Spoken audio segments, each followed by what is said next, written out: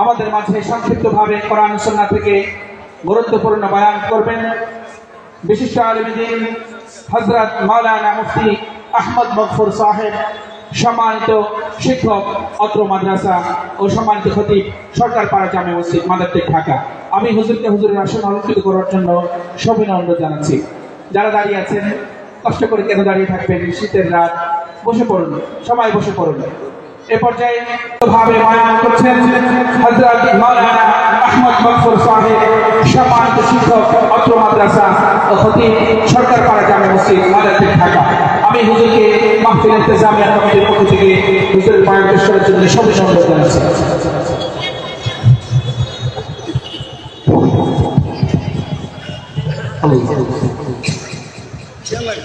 السلام عليكم ورحمة الله وبركاته. الحمد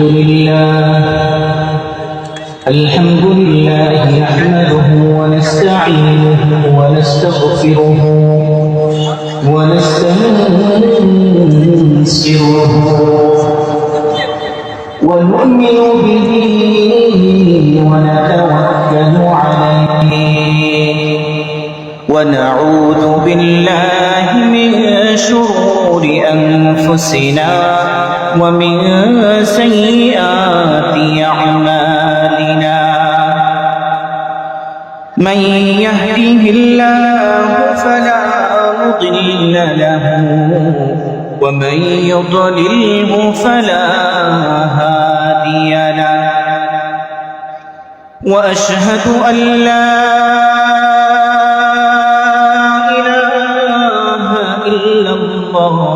وحده لا شريك له. وأشهد أن سيدنا وسندنا وحبيبنا محمدا عبده ورسوله أرسله بالحق بشيرا ونذيرا وداعيا إلى الله بإذنه وسراجا منيرا. أما بعد فقد قال الله تعالى في كلامه المجيد وفرقانه الحميد. أعوذ بالله من الشيطان الرجيم.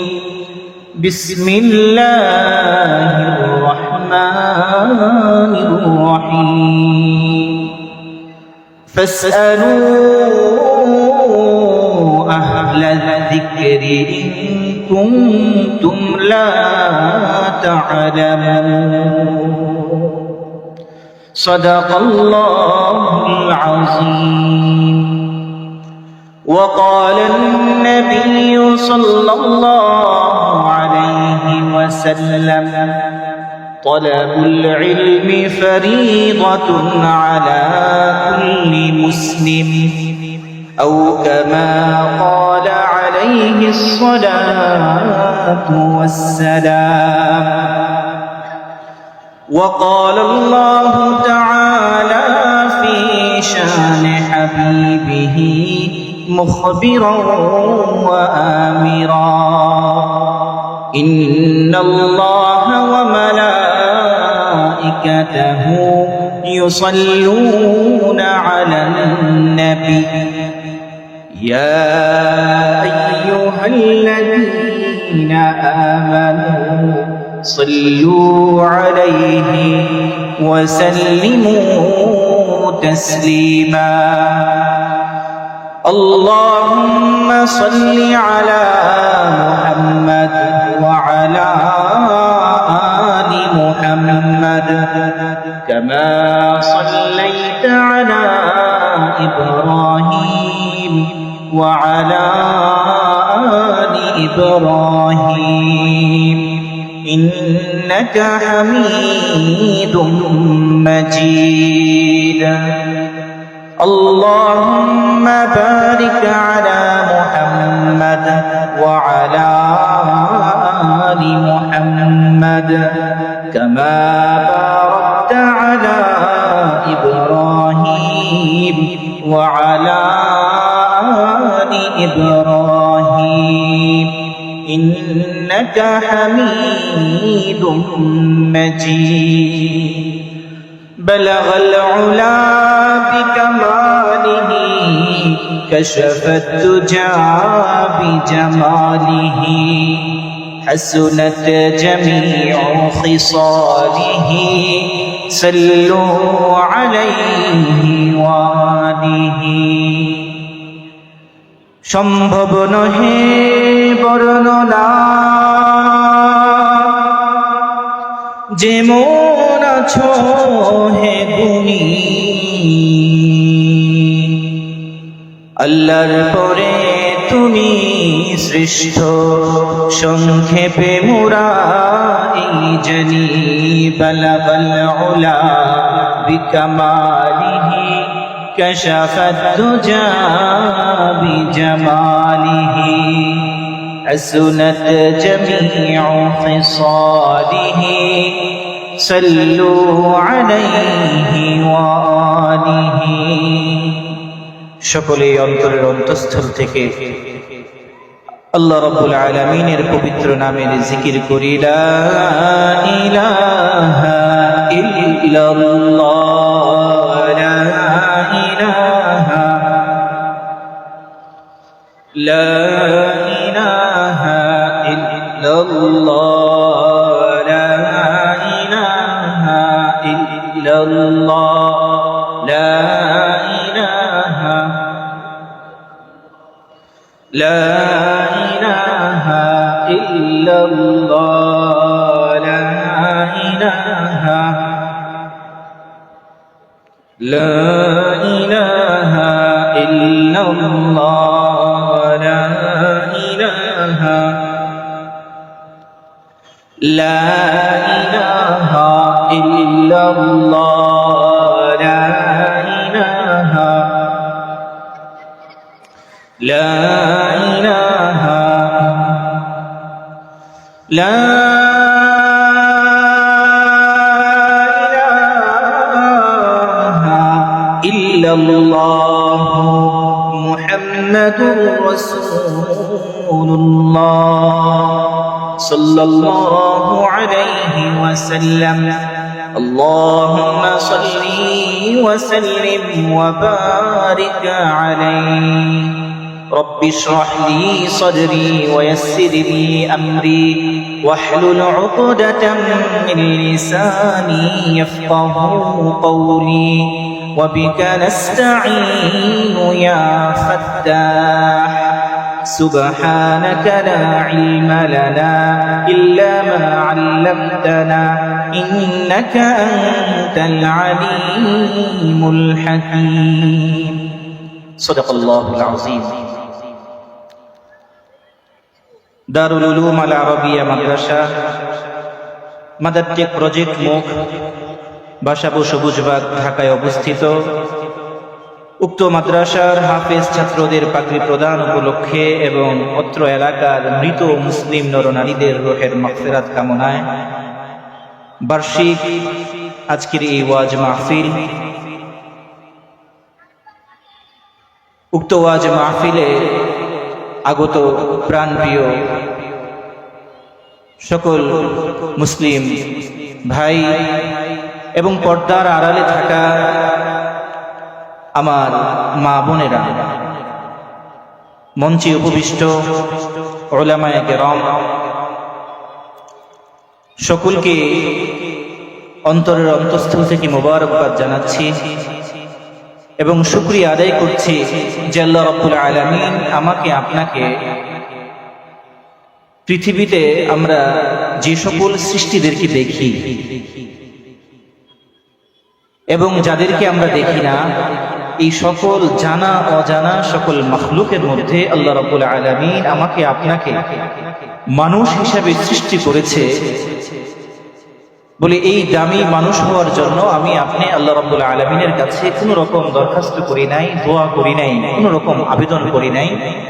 আল্লাহ রাব্বুল আলামিন আবেদন ছাড়াই আমাকে আপনাকে মায়া করে অন্যান্য পশু পাখি না বানিয়ে, গরু ছাগল ভেড়া না বানিয়ে আল্লাহ রাব্বুল আলামিন শ্রেষ্ঠ সৃষ্টি হিসেবে দুনিয়াতে পাঠিয়েছেন। এই জন্য অন্তরের অন্তঃস্থল থেকে শুকরিয়া তান বলি আলহামদুলিল্লাহ। আল্লাহ রাব্বুল আলামিনের কাছে আরো শুকরিয়া যে আল্লাহ রাব্বুল আলামিন শুধু মানুষ বানান না, বলে মানুষ তো বানিয়েছেন, বলে এই মানুষের মধ্যে সকল মানুষই আসল মানুষ হইতে পারে না। সকল মানুষ আসল মানুষ হইতে পারে নাই, কারণ মানুষ তো তাকেই বলা হয় আল্লাহ রাব্বুল আলামিন মানুষকে যে উদ্দেশ্যে সৃষ্টি করেছেন সেই উদ্দেশ্য যখন সে বাস্তবায়ন করতে পারে তো তাকে পরিপূর্ণ মানুষ বলা হয়। আল্লাহ রাব্বুল আলামিন পবিত্র কোরআনে বলতেছেন, ওমা খালাকাতুল জিন্না ওয়াল ইনসা ইল্লা লিয়াবুদুন, মানুষ এবং জিন জাতিকে আমি সৃষ্টি করেছি কেবলমাত্র আমার ইবাদত করার জন্য। তো আল্লাহ রাব্বুল আলামিনের ইবাদত করতে হলে সর্বপ্রথম আমাদেরকে মুসলমান হইতে হবে, ঈমানদার হইতে হবে। বলে আল্লাহ রাব্বুল আলামিনের কাছে এটাও শুকরিয়া যে শুধুমাত্র মানুষ বানিয়ে আল্লাহ রাব্বুল আলামিন ছেড়ে দেন নাই। আল্লাহ রাব্বুল আলামিন ঈমানের মতো এত দামি জিনিস, মুসলমান হওয়ার মতো এত গৌরবের বিষয় আল্লাহ রাব্বুল আলামিন আমাকে আপনাকে না চাইতেই দান করেছেন বলে আলহামদুলিল্লাহ। আরো শুকরিয়ার বিষয় আল্লাহ রাব্বুল আলামিন মানুষ বানিয়েছেন, ঈমান দিয়েছেন। বলে ঈমান আল্লাহ রাব্বুল আলামিন তো মানুষকে সরাসরি দান করেন না, মানুষের সাথে আল্লাহ রাব্বুল আলামিনের সাক্ষাৎ এই দুনিয়াতে হয় না, হবে না। আল্লাহ রাব্বুল আলামিনের সঙ্গে মিলতে হবে আখিরাতে। তারপরও সেই রবের প্রতি ঈমান আমরা আনলাম। বলে এই ঈমান আল্লাহ রাব্বুল আলামিন পাঠিয়েছেন নবী রাসূলদের মাধ্যমে। সর্বপ্রথম মানুষ, সর্বপ্রথম নবী হযরত আদম আলাইহিস সালাম, ওনার মাধ্যমে আল্লাহ রাব্বুল আলামিন সর্বপ্রথম ঈমানের দাওয়াত দিয়েছেন। এরপর থেকে যত নবী এসেছেন, যত রাসূল এসেছেন, সকল মানুষের কাছে মানুষকে আসল মানুষ বানানোর জন্য যে দাওয়াত, ঈমানের দাওয়াত, কালেমার দাওয়াত আল্লাহ রাব্বুল আলামিন নবীদের মাধ্যমে পাঠিয়েছেন। তো নবী রাসূল অসংখ্য নবী রাসূলের মধ্যে আল্লাহ রাব্বুল আলামিন আমাকে আপনাকে না চাইতে সর্বশ্রেষ্ঠ নবী, সর্বশ্রেষ্ঠ রাসূল, ইমামুল আম্বিয়া মুহাম্মদুর রাসূলুল্লাহ সাল্লাল্লাহু আলাইহি ওয়াসাল্লামের উম্মত হিসেবে পাঠিয়েছেন বলে আলহামদুলিল্লাহ। বলে এই জন্য আমাদের শুকরিয়া আদায় করে কখনো শেষ করা যাবে না। বলে যখনই যে বিষয়ে শুকরিয়া আদায় করব, বলে এই যে শুকরিয়া আদায় করতে পারলাম, আল্লাহ রাব্বুল আলামিন বলতেছে তুমি শুকরিয়া আদায় করবা তো সঙ্গে সঙ্গে তোমার সকল নিয়ামতগুলো আমি বাড়িয়ে দেব। বলে সুবহানাল্লাহ বিহামদিহি, লাইন শাকারতুম লাযীদান্নাকুম ওয়া লাইন কাফারতুম ইন আযাবী লাশাদীদ। লাইন শাকারতুম, শুকরিয়া আদায় করবা তো আমি নিয়ামত বাড়ায়া দিব। তো আমি শুকরিয়া আদায় করলাম, আমি মানুষ হয়েছি। আমি শুকরিয়া আদায় করলাম, আমি মুসলমান হয়েছি। আমি শুকরিয়া আদায় করলাম, আমি মহানবীর উম্মত হয়েছি। বলে শুকরিয়া আদায় একদিক দিয়ে করতে থাকবো, আরেক দিক দিয়ে আল্লাহ রাব্বুল আলামিন নিয়ামত বাড়াইতে থাকবেন। বলে আমি যতই শুকরিয়া করব আল্লাহ রাব্বুল আলামিন ততই বাড়াইতে থাকবেন। আমার জিন্দেগি শেষ হয়ে যাবে, বলে নিয়ামতও শেষ হবে না, শুকরিয়া আদায় করাও শেষ হবে না। বলে শুকরিয়া আদায় করা এইটা আমাদের মানুষ হওয়ার জন্য, মুসলমান হওয়ার জন্য, নবীর খাঁটি উম্মত হওয়ার জন্য অন্যতম একটা শর্ত যে আমাদের শুকরিয়া আদায় করতে হবে। বলি এই সবক কোথায় পেলাম?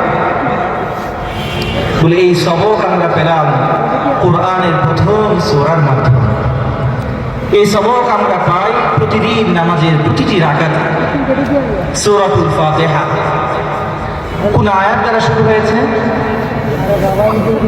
আলহামদুলিল্লাহি রাব্বিল আলামিন।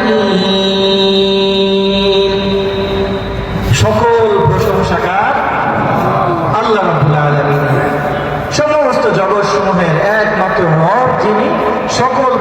প্রশংসা কেবল তার। বলে এই যে নিয়ামতের শুকরিয়া আদায় করতেছি ইমানের, এই যে নিয়ামতের শুকরিয়া আদায় করতেছি মানুষ হওয়ার, এই যে শ্রেষ্ঠ নবীর উম্মত হওয়ার, বলে এইরকম আরো যত বড় নিয়ামত, যত মাঝারি নিয়ামত, যত ছোট নিয়ামতের শুকরিয়া আমি আদায় করি, কিন্তু দিন শেষে এই প্রত্যেকটা নিয়ামতের আসল উদ্দেশ্য হবে এটাই যে হে আল্লাহ, আপনি আমাকে ভালোবেসে, আপনি আমাকে দয়া করে মায়া করে নিয়ামত দান করেছেন, নয়তো আমি এই নাচিজ না বান্দা এই নিয়ামত পাওয়ার কোনো রকম যোগ্যতা রাখি না।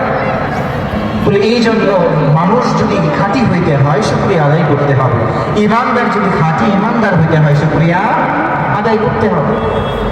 বলে আল্লাহ রাব্বুল আলামিনের শুকরিয়াও যেমন আদায় করতে হবে, আল্লাহ রাব্বুল আলামিন সৃষ্টি, যে সৃষ্টি আমাদের উপকারে আসে, মানুষ মানুষের উপকারে আসে, ভাই ভাইয়ের উপকারে আসে, পিতা মাতা সন্তানের উপকারে আসে, বলে এরকম প্রতিটা বিষয়ের শুকরিয়া আদায় আল্লাহ রাব্বুল আলামিনের সবক আমাদেরকে দিচ্ছেন যেন আমরা শুকরিয়া আদায়কারী বান্দা হই। তো এই জন্য প্রিয় উপস্থিতি, আজকে অনেক বড় শুকরিয়ার বিষয়, আজকে এই মজলিসে আমরা আসতে পারছি, এই তিনটা নিয়ামত আমরা পাইছি এই জন্য। বলে আমরা যদি মানুষ না হইতাম এখানে আসতে পারতাম না, যদি মুসলমান না হইতাম আসতে পারতাম না, ঈমান যদি না থাকতো আসতে পারতাম না।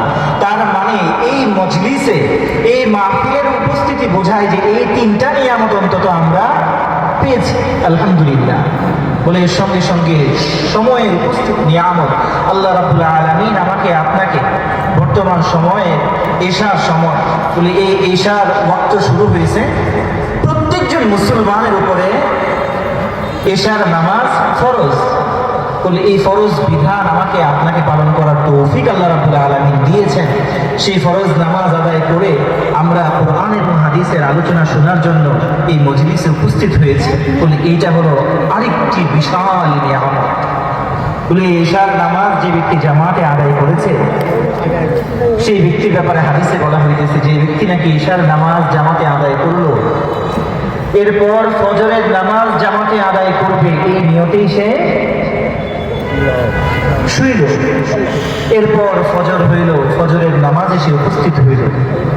আল্লাহ রাব্বুল আলামিন বলতেছে ওই বান্দা এশা থেকে ফজর পর্যন্ত যে মধ্যবর্তী সময়টা আছে, যখন সে খাইছে, যখন সে ঘুমাইছে, পুরাটা সময় আল্লাহ রাব্বুল আলামিন ওই বান্দাকে নামাজের সওয়াব দান করেন। বলে সুবহানাল্লাহ। আল্লাহ রাব্বুল আলামিন বলতেছেন ওই বান্দাকে নামাজের সওয়াব দিব, শুধু এটা না,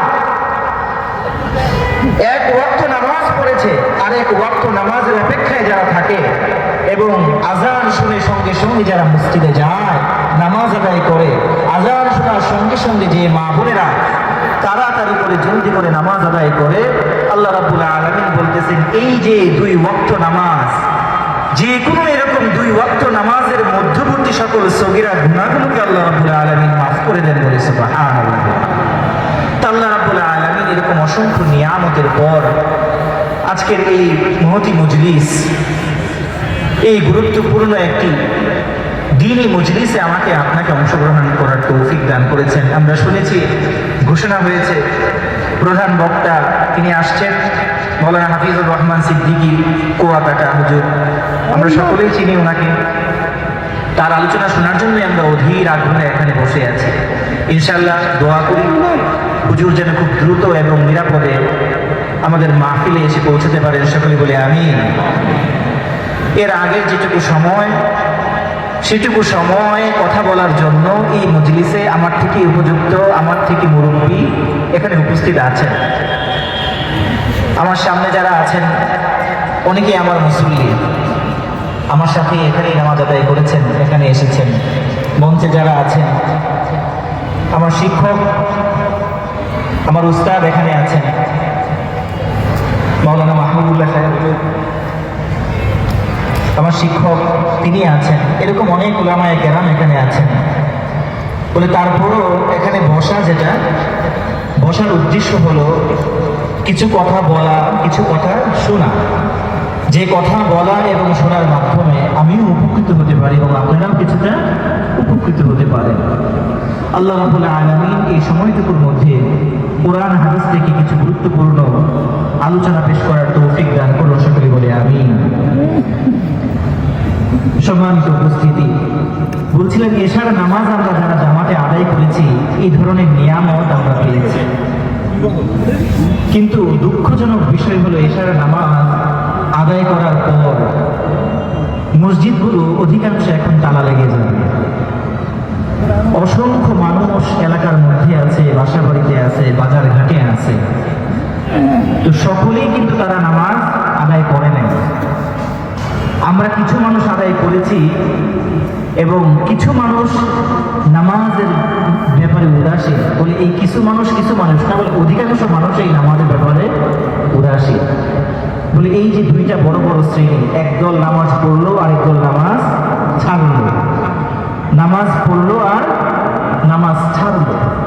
বলে এই দুইটা দলের মধ্যে আবার মোট 5টা শ্রেণী আছে। বলে যারা দুই দল এমন আছে যারা নামাজ পড়ছে, আর এরকম 3টা দল আছে যারা নামাজ পড়ে নাই। বলে যারা নামাজ পড়ছে তাদের মধ্যে 2টা দল কেমন? প্রথম দলটা তো এরকম দল যে আযান যখন হয়েছে, যখন আল্লাহর নামের বরত্ব প্রকাশ করা হয়েছে, আল্লাহু আকবার বলে, আশহাদু আল্লা ইলাহা ইল্লাল্লাহ, আল্লাহকে একমাত্র ইলাহ বলে সাক্ষী প্রদান করে মুয়াজ্জিন সাহেব যখন ডেকেছেন, আমরা শুনেছি হাইয়া আলাস সালাহ হাইয়া আলাস সালাহ বলে যখন নামাজের জন্য আহ্বান করা হয়েছে, হাইয়া আলাল ফালাহ হাইয়া আলাল ফালাহ বলে কল্যাণের জন্য যখন আহ্বান করা হয়েছে, আশহাদু আন্না মুহাম্মাদুর রাসূলুল্লাহ, নবীকে আল্লাহর রাসূল বলে যে স্বীকৃতি আযানের মধ্যে দেওয়া হয়েছে, সে আযান অনেকেই শুনেছি, সঙ্গে সঙ্গে জবাব দিয়েছি। মৌখিক জবাবের পাশাপাশি আসল জবাব দেওয়ার জন্য অনেকেই মসজিদে হাজির হয়ে গেছে। নামাজ পড়েছি এবং ভেবেছি এই নামাজ পড়তে আমি বাধ্য, যদি এই নামাজে আমি না আসি, এই নামাজ যদি আমি না পড়ি, আল্লাহ রাব্বুল আলামিনের আবেদ আমি হইতে পারবো না, আল্লাহ রাব্বুল আলামিনের বান্দা আমি হইতে পারবো না। আল্লাহ রাব্বুল আলামিনের বান্দা যদি আমাকে হইতে হয়, নামাজে আমাকে আসতেই হবে। নামাজ ইচ্ছে হলে পড়বো, ইচ্ছে হলে ছাড়বো, এই ধরনের কোনো অপশন আমার জন্য নাই। নামাজ পড়ার জন্য আমি বাধ্য, আমি আল্লাহর গোলামি আমাকে করতেই হবে। বলি এই ধরনের মন মানসিকতা নিয়ে কেউ আমরা মসজিদে গিয়েছি, তারা মসজিদে গিয়ে নামাজের জন্য অপেক্ষা করেছি। ইমাম সাহেব আল্লাহু আকবার বলে নামাজের নিয়ত করেছেন, আমরা নামাজ আদায় করেছি। এটা হলো এক ধরনের নামাজ। আর দ্বিতীয় প্রকার এক নামাজই আছে, যারা মসজিদে গিয়েছে, নামাজ পড়েছে, কিন্তু এই বাধ্যবাধকতা তাদের অন্তরে নাই। তারা মনে করেছে আযান হয়েছে তো যাই, নামাজ পড়ি, আজকে সুযোগ আছে তো পড়ি। অনেকে মনে করতেছে হজ করে আসছি, যদি না যাই অনেকে বলবে হাজী সাহেব নামাজ পড়ে না, এই জন্য যাই। অনেকেই বলে সবসময় পাঞ্জাবি পড়ি, জুব্বা পড়ি, যদি নামাজ না পড়ি কেমন দেখা যায়, এই জন্য নামাজে যায়। অনেকেই বিভিন্ন ধরনের এলাকার প্রতিনিধি হওয়ার জন্য, কোনো প্রতিষ্ঠানের প্রতিনিধি হওয়ার জন্য, নামাজ পড়ার জন্য মসজিদে যায়। এরকম বিভিন্ন কারণে অনেকেই মসজিদে যায়, ঠিক কিনা? আর কেউ যায় আল্লাহকে খুশি করার জন্য। বলে যে আল্লাহকে খুশি করার জন্য গেছে, বলে সে মসজিদ যদি কোনোদিন নাও পায়, সে যদি কোনো মরুভূমিতে থাকে, তখনও যদি নামাজের ওয়াক্ত হয়ে যায়, কেউ যদি তাকে নাও দেখে, বলে তবু তার দিল পেরেশান হয়ে যাবে, নামাজের ওয়াক্ত হয়ে গেছে, আমার নামাজ পড়তে হবে। আর যে ব্যক্তি কোনো কারণে নামাজে গিয়েছে, সুযোগ পেয়েছে পড়ি, সুযোগ না পাইলে পড়বো না, তার মানে অন্য কোনো কাজ যখন আসছে তখন সে নামাজ ছেড়ে দেবে। হাজী সাহেব বলে এলাকা থেকে বের হলে সে নামাজ ছেড়ে দেবে। এরকম ভাবে কোনো কারণের জন্য কেউ মুসল্লি হবে। বলে এই ধরনের মুসল্লির ব্যাপারে আল্লাহ রাব্বুল আলামিন বলতেছেন, ফাওয়াইলুল লিল মুসাল্লিন, আল্লাহ বলতেছেন মুসল্লিরা কি হোক, ধ্বংস হয়ে যাবে। বেনামাজীদের জন্য আল্লাহ রাব্বুল আলামিন এখানে ঘোষণা দেন নাই। যারা নামাজ পড়ছে তাদের মধ্যে একটা দল, যারা নামাজকে নামাজ হিসেবে পড়ে না, গোলামি হিসেবে পড়ে না, ইবাদত হিসেবে পড়ে না, কোনো একটা কারণে পড়ে, কোনো একটা বিষয়কে সামনে রেখে পড়ে, অন্তরে তার অন্য বিষয়, অন্তরের মধ্যে ইলাহিয়ত নাই, অন্তরের মধ্যে তার রুবুবিয়তের জন্য কোনো ভয় নাই, কোনো একটা উদ্দেশ্য তার অন্তরে আছে, সেই উদ্দেশ্যকে বাস্তবায়ন করার জন্য সে মসজিদে যায়। এরকম মুসল্লিকে আল্লাহ বলতেছে উদাস মুসল্লি, মানে তার নামাজের পিছনে ধ্যান থাকার কথা, নামাজের মধ্যে তার ধ্যান নাই, নামাজের মধ্যে তার ধ্যান নাই, মন নাই। ফাওয়াইলুল লিল মুসাল্লি, মুসল্লিরা ধ্বংস হোক। বলে কেমন মুসল্লি? আল্লাযীনা হুম আন সালাতিহিম সাহুন। আমরা সবাই জানি, বলে যারা নাকি তাদের নামাজ সম্বন্ধে উদাসীন তার ধ্বংস হয়ে যাবে। তো আমরা যারা নামাজ পড়েছি, তো বলে তারা যদি তৃপ্তিতে ভুগি যে আমরা তো নামাজ পড়ে ফিরেছি, আমরা মনে হয় পাক্কা মুসলমান হয়ে গেছি, বলে এই ধরনের ওভার কনফিডেন্স এটা আমাদের জন্য কল্যাণজনক নয়। নামাজ পড়তে হবে ভীত সন্ত্রস্ত অবস্থায়। বলে ভীত সন্ত্রস্ত অবস্থায় যখন নামাজ পড়বো তখন সেই নামাজ হবে মুমিনের নামাজ, সত্যিকারের মুসলমানের নামাজ। আর যদি ভীত সন্ত্রস্ত হয়ে নামাজ না পড়ি, পড়লে পড়লাম, না পড়লে ছাড়লাম, কয় রাকাত পড়তেছি এটার কোনো হিসাব নাই, নামাজের মধ্যে ফরজ কোনটা, ওয়াজিব কোনটা, সুন্নাহ কোনটা এটার শিক্ষা আমার জানা নাই, ফজর কোনটা, জোহর কোনটা, নামাজের ওয়াক্ত কোনটা সেই বিষয়ে আমি জানলাম না, ইচ্ছা মতো আমি পড়ি, আমার মন মতো করে আমি পড়ি, এইরকম ভাবে যদি আমি নামাজ পড়ি তো আল্লাহ রাব্বুল আলামিন আমার জন্য ধ্বংস রেখেছেন। বলি নাউযুবিল্লাহ। নামাজ পড়তেছি অথচ নামাজ পড়াটাই আমার জন্য ধ্বংসের কারণ হয়ে যাইতেছে। তো এই জন্য প্রিয় উপস্থিতিগণ, নামাজ আমরা যারা পড়ি আমাদের জন্য শিক্ষা রয়েছে যে আমার নামাজটা মুমিনের নামাজ হয় কি। বলে মুমিনের নামাজ কেমন? বলে মুমিনের নামাজ কেমন এটা জানার জন্য কোরআন শরীফে একটা সূরা আছে, সূরা মুমিন, সূরা আল মুমিনুন, এটা সূরাই আছে, এখানে মুমিনের পরিচয় দেওয়া হয়েছে। 18 নম্বর পারার প্রথম সূরা ক্বাদ আফলাহাল মুমিনুন। আল্লাহ রাব্বুল আলামিন মুমিন বিষয়ক যে সূরাটা, এই সূরার শুরুতেই ঘোষণা করতেছে যারা মুমিন তারা সফল কাম। বলি সুবহানাল্লাহ। যারাই মুমিন তারাই সফল কাম। তো এইখানে আবার আল্লাহ রাব্বুল আলামিন মুমিনের পরিচয় দিতেছে। মুসল্লি যারা ভণ্ড মুসল্লি তাদের পরিচয় যেমন দিয়েছে, মুমিন কারা এই মুমিনের পরিচয় আল্লাহ রাব্বুল আলামিন এই সূরাতে দিতেছেন। আমাদের মাদ্রাসার যারা হাফেজ ছাত্ররা, আমি আয়াত একটা তেলাওয়াত করেছি, দ্বিতীয় আয়াতটা আমরা অনেকেই জানি না, কিন্তু এই মাদ্রাসার হাফেজ ছাত্ররা জানে। ক্বাদ আফলাহাল মুমিনুন, এর পরের আয়াত আল্লাযীনা হুম ফি সালাতিহিম খাশিউন। আল্লাহ রাব্বুল আলামিন মুমিনের পরিচয় দিচ্ছে, আল্লাযীনা যারা, হুম ফি সালাতিহিম খাশিউন নামাজের মধ্যে ভীত সন্তুষ্ট থাকে, আল্লাহর ভয় যার অন্তরে থাকে নামাজের মধ্যে, সে হলো মুমিন। বলি সুবহানাল্লাহ। তো মুমিনের নামাজ পড়তে হইলে ভয় নিয়ে নামাজ পড়তে হবে, এটা হলো আমার জন্য শিক্ষা। আর যারা এই ভীত সন্ত্রস্ত অবস্থায় নামাজ পড়তে পারছি তাদের জন্য কোরআনের শিক্ষা রয়েছে।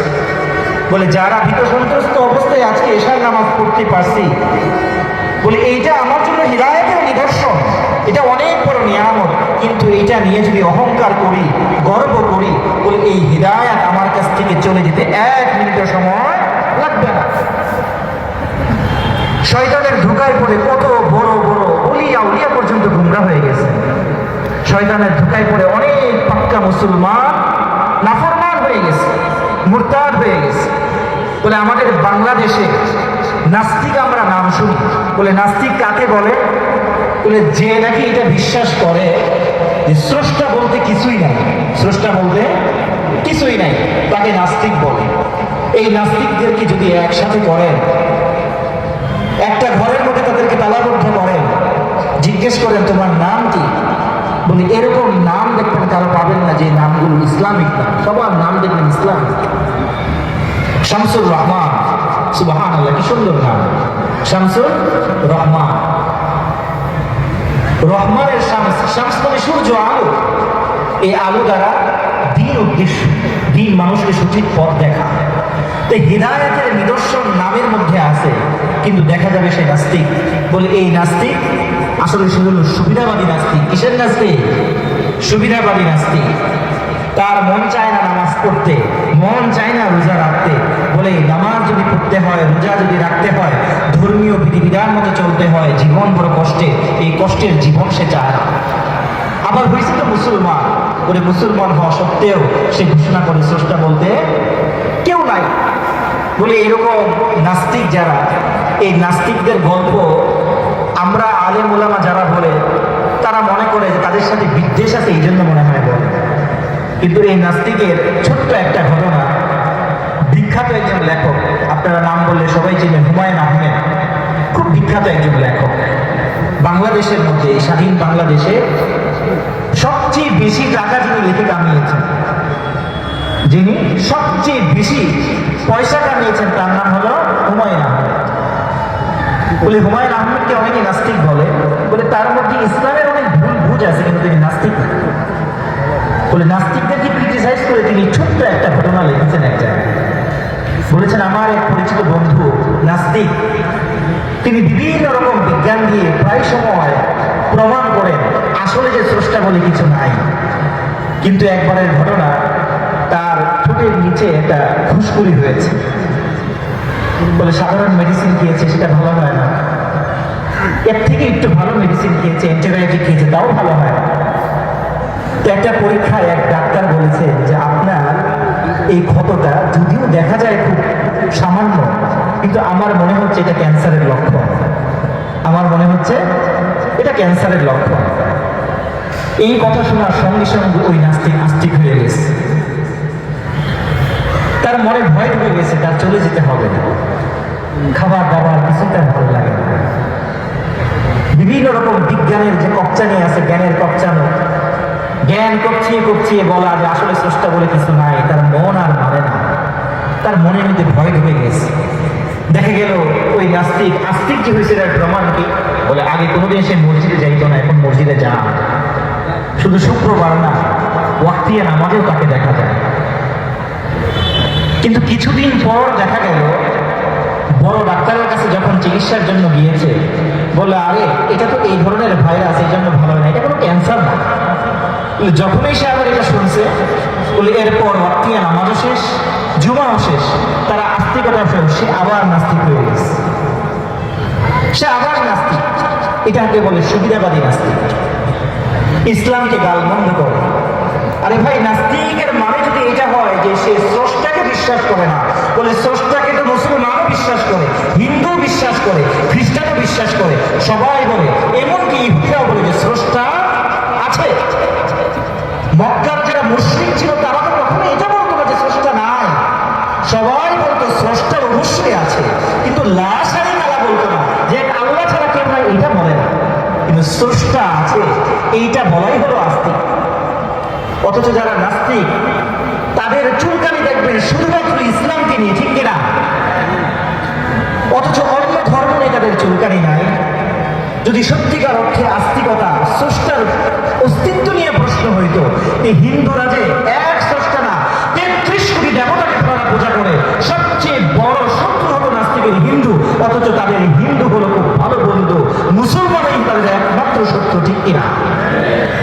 নাস্তিকদের শত্রু যখন শুধু মুসলমান হয়, তখন বোঝা যায় তুমি নামে নাস্তিক, এটা তোমার একটা তকমা, কিন্তু আসলে যে শব্দের তুমি মুখ্য উপযোগী, সেইটা হলো তুমি একমাত্র পরিচয় ইসলাম বিদ্বেষী, ঠিক কিনা?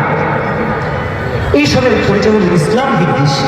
তারা ইসলামকে ভালোবাসে, ইসলামের জন্য তাদের ভালোবাসা নাই, ইসলামের কোনো জিনিস তারা সহ্য করতে পারে না। নবী করিম সাল্লাল্লাহু আলাইহি সাল্লামের জিন্দেগি থেকে বিভিন্ন জিনিস খুঁটিনাটি বের করে দুষ্ত্রুটি তারা ধরে। উম্মাহাতুল মুমিনিন রাদিয়াল্লাহু তাআলা আনহা, ওনাদের জন্য, ওনাদের জীবনী থেকে যত ধরনের বিভিন্ন রকম কুটুক্তি প্রশ্ন আছে, সেই প্রশ্নগুলো মানুষের সামনে রাখে। খ্রিস্টানিজম নিয়ে তাদের কোনো সমস্যা নাই, অথচ আমেরিকার মতো দেশ, সেইখানে কি সবাই নাস্তিক? খ্রিস্টান চর্চা করতেছে, খ্রিস্টান ধর্মের চর্চা আছে, তো আমেরিকার বিরুদ্ধে কেন তারা কথা বলে না? তারা ভারতের বিরুদ্ধে কেন কথা বলে না? যেখানে মুসলমানদের পদচারণা আছে, যেখানে মানুষ নামাজ পড়ে, যেখানে মানুষ বেশি করে ইসলামকে মানতে চায়, যে দেশ ইসলামের যত কাছে, নাস্তিকদের তত বড় শত্রুতা। এই জন্য তাদের মূল সমস্যা হলো ইসলাম বিদ্বেষ। এই জন্য বলি যে নামাজ আমরা পড়ি, কিন্তু এই নামাজের মধ্যে বিশ্বাস আমাদের সবার একরকম থাকে না। অনেকে অনেক কারণে নামাজ পড়ি, এই জন্য মন থেকে ভাবি, গভীরভাবে ভাবি, যারা নামাজ পড়েছি তারাও এই ধরনের উচ্চাসা নিয়ে না বসে থাকি আমি অনেক ভালো, আমি অনেক মুমিন হয়ে গেছি বলে এই ধরনের উচ্চাসা যখন থাকবে বলে এই উচ্চাসায় শয়তানের ধোঁকা হিসেবে ব্যবহার হবে।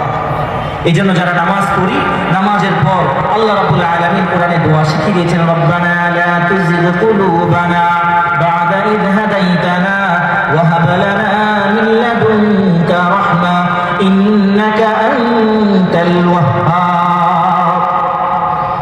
রব্বানা লা তুযিগ কুলুবানা, এই হৃদয়কে আপনি ঘুরাইয়া দিয়েন না। এখন তো হেদায়েত আছে, আজান ভাল লাগে, নামাজ পড়তে আমার ভালো লাগে, নামেও মুসলমান কামেও মুসলমান। এটা কেন? হে আল্লাহ, আপনি আমাকে ভালোবেসেছেন, নিয়ামত দান করেছেন, এই জন্য না যে আমি অনেক বড় পাক্কা মুসলমান, আমি অনেক বড় ইলমওয়ালা, আমি অনেক বড় জাননেওয়ালা। এই জানা, এই ইলম, এই যে সৃষ্টিগুলো, এইগুলো আমাকে কি করেছে?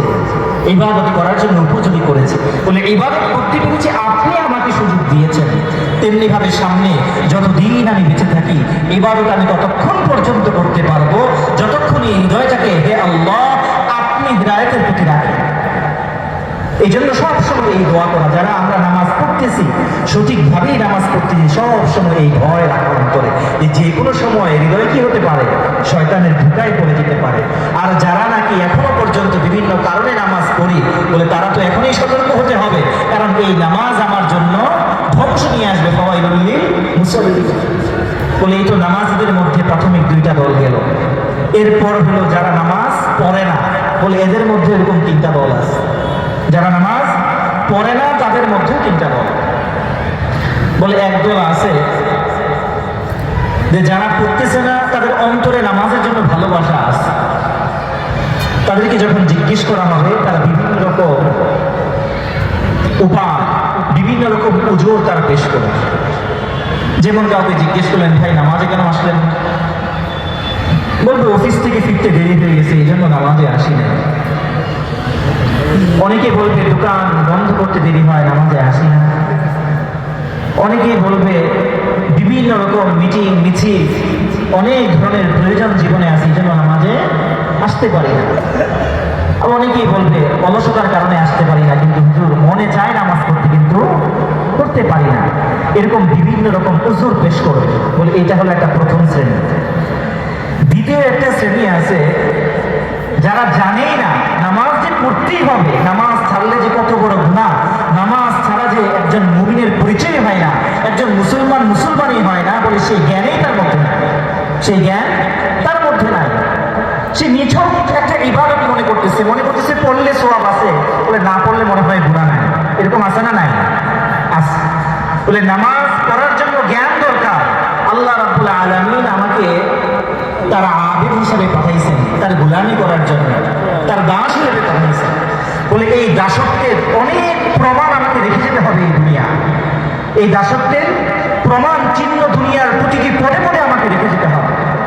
বলে এই দাসত্ব কি কতটুকু করতে পারলাম আর কি কতটুকু করতে পারলাম না খালি চোখেটা দেখা যায়। বলে এই দাসত্ব কখনো হজের নাম, এই দাসত্বই কখনো কখনো জাকাতের নাম। জাকাত আমি কেন দেই? বলে আমি বাধ্য। হজ যদি আমার উপরে ফরজ হয় আমি করতে বাধ্য।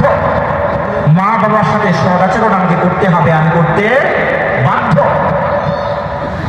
বলে এই যে বিভিন্ন রকম আদেশগুলো আছে, বলে এইটা যে আমার উপরে ফরজ বিধান, বলে এটাই আমি জানি না। মনে করি এটা করলে ভালো, না করলে মনে হয় কোনো ক্ষতি নাই।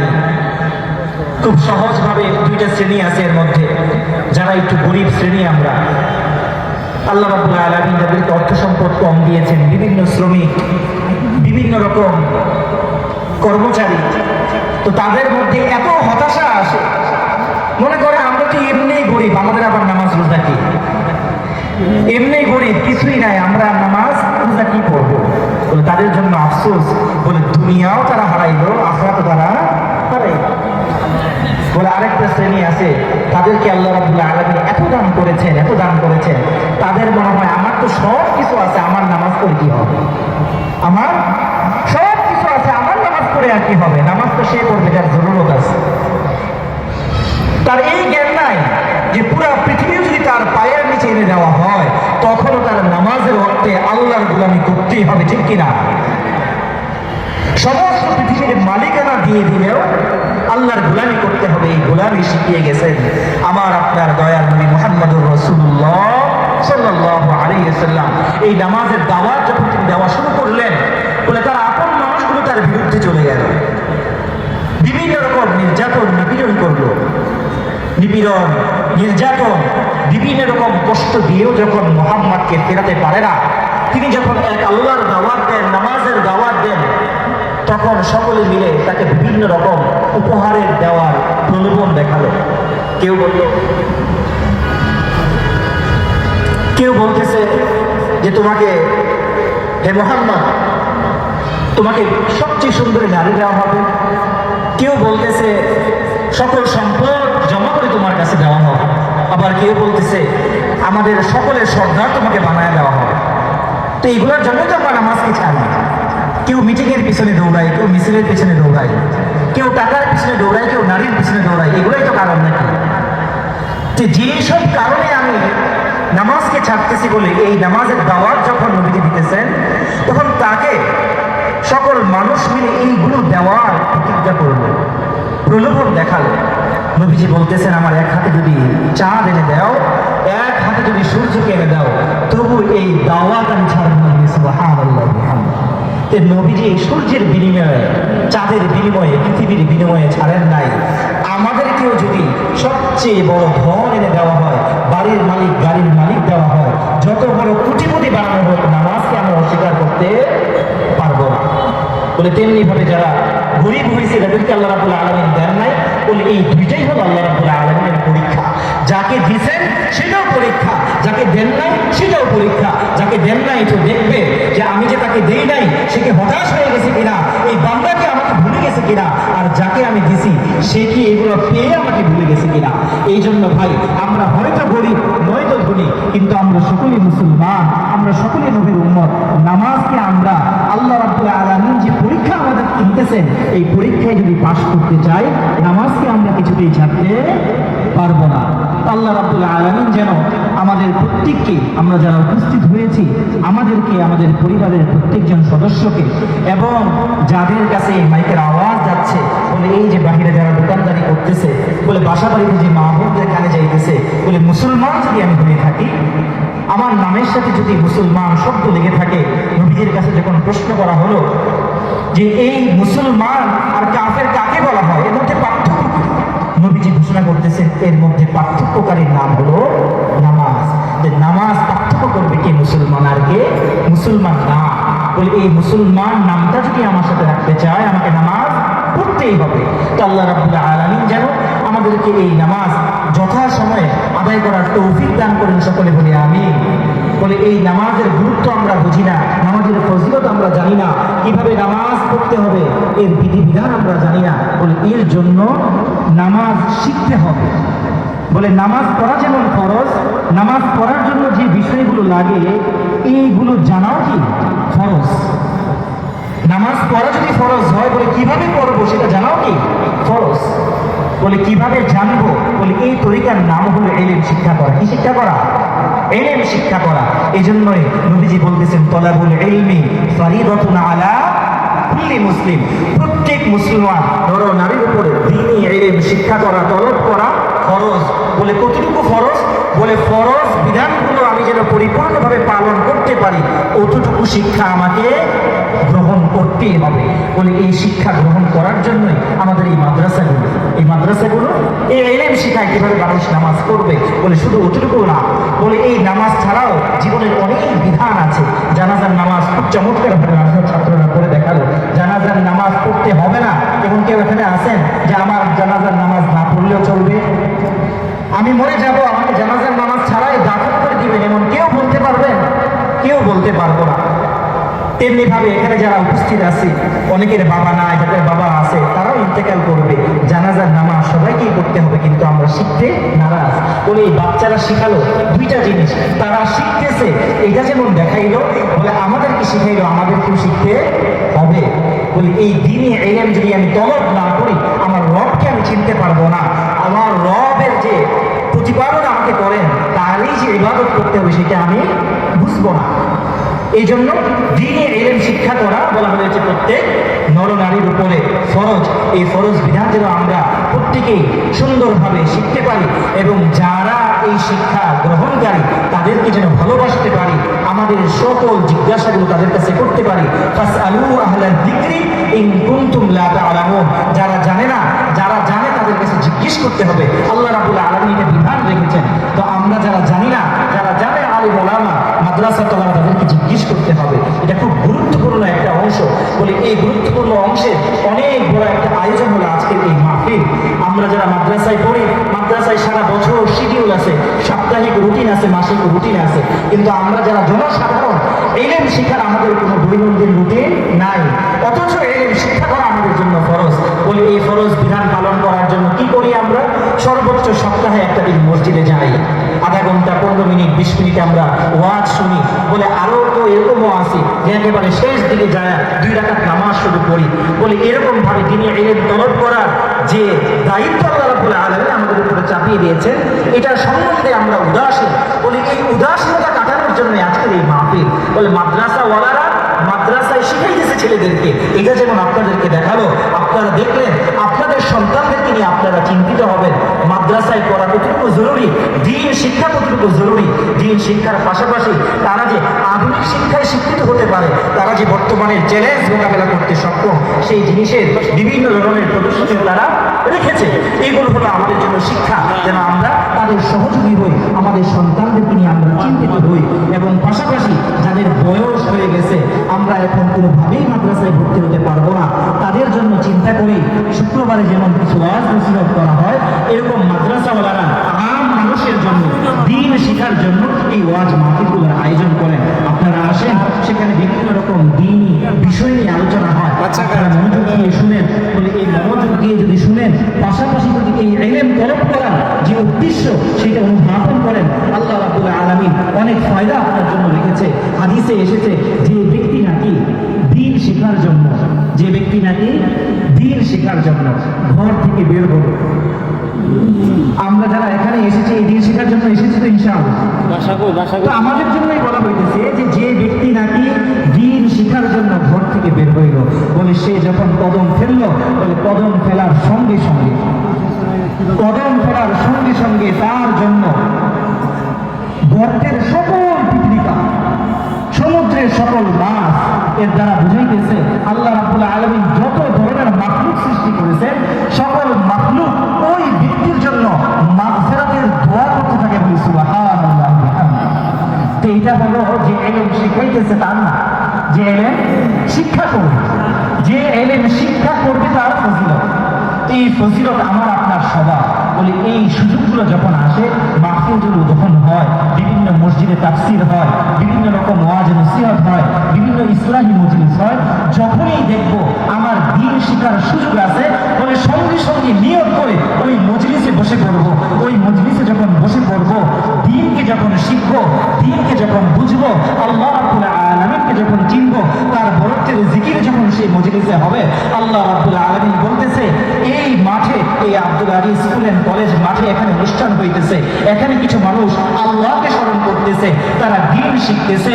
আল্লাহ রাব্বুল আলামিন বলতেছে তারা তো এইখানে বান্দা হয়ে বান্দাদেরকে নিয়ে আমার বরত্ব করতেছে, বলে তাদের বরত্ব আমি আরশে আজিমের নিচে ফেরেশতাদের সাথে করব। সুবহানাল্লাহ। আল্লাহ রাব্বুল আলামিন এই ধরনের সম্মান রেখেছেন দ্বীন শিখার জন্য। তেমনি ভাবে বলছেন যারা এই মজলিসে আসবে, যতক্ষণ বসে থাকবে, আল্লাহ রাব্বুল আলামিন বিশেষ এক রহমত তাদের উপর নাযিল করবেন। সুবহানাল্লাহ। বলে এই ধরনের মজলিসগুলো রহমত, বরকত, ইলম সব কিছুই আমাদেরকে দান করেন। আলহামদুলিল্লাহ, আমাদের প্রধান অতিথি এসে গিয়েছেন, গুরুত্বপূর্ণ বয়ান রাখবেন। আমরা খুব মনোযোগ দিয়ে ওনার বয়ান শুনবো।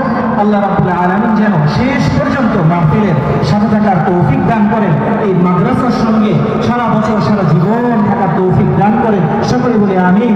ওয়া আখিরু দাওয়ানা আলহামদুলিল্লাহি রাব্বিল আলামিন।